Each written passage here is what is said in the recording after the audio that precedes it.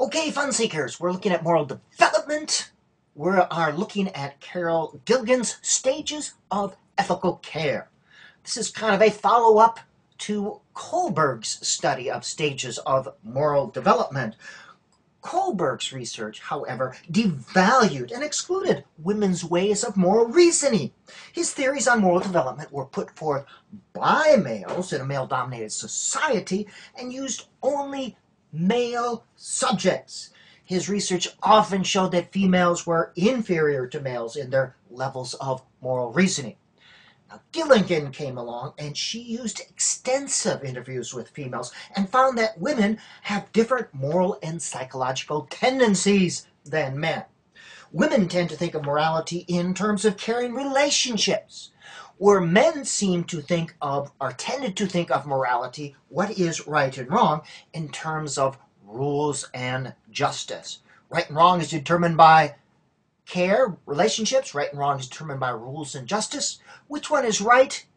In a strong society, both of these values are valued or should be valued. So let's take a look at her 3 stages of ethical care. In the pre-conventional morality, right and wrong is determined by what is best for the individual. The goal is survival. This is good for me, therefore it is the right behavior. Growth from this stage depends on a transition from thinking in terms of selfishness to thinking in terms of being responsible to and for others. The second stage, conventional morality.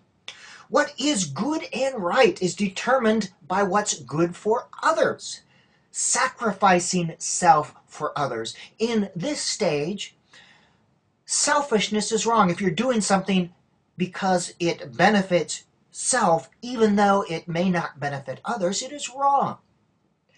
Now, people who get stuck at this stage are often stuck in what's called a martyr stage, always sacrificing self for others. And I'm going to show why this is not the highest level here, this martyr syndrome.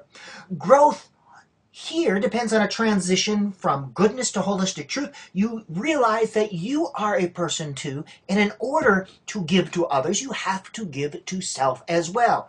You have to nurture the self, and the self, connected to all people, is just as valuable in yourself as the self in other people.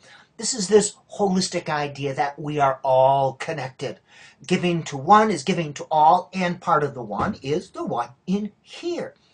So, post-conventional reality, you embrace the principles of universal nurturing, okay? And nurturing both in terms of physical, or in terms of physical, spiritual, all these things there on your screen. Emotional care and nourishment.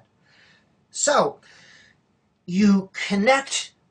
You know that relating and connecting and nurturing goes 2 ways. It is just as wrong to ignore your own interests as it is to ignore the interests of other people. You see that a connection or relationship involves 2 people, and if either one is slighted, it harms the relationship.